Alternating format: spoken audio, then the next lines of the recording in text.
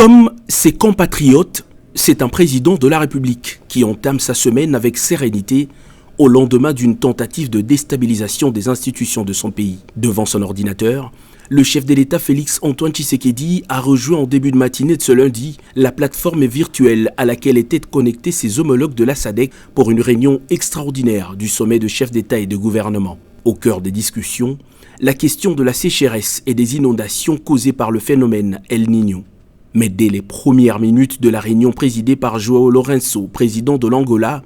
le sommet de chefs d'État de la SADC a condamné et fermement la tentative de déstabilisation le dimanche 19 mai 2024 des institutions démocratiques en République démocratique du Congo par un groupe de terroristes nationaux et étrangers avant de réaffirmer catégoriquement son opposition à tout changement anticonstitutionnel du gouvernement. Le sommet a également exprimé sa solidarité au peuple congolais et réitéré l'engagement pris par la SADC d'appuyer activement les efforts déployés par les autorités de la RDC en vue de sauvegarder l'intégrité territoriale et la souveraineté du pays, ainsi que d'assurer la sécurité de sa population. Le président de la République Félix Antoine Tshisekedi a à son tour exprimé sa gratitude aux pays de la SADC pour leur solidarité à son pays à la suite de la tentative du coup d'État de dimanche. Évoquant la question centrale du sommet, la réunion extraordinaire de la SADC qui a reçu un rapport sur l'impact de catastrophes dans la région a exprimé sa préoccupation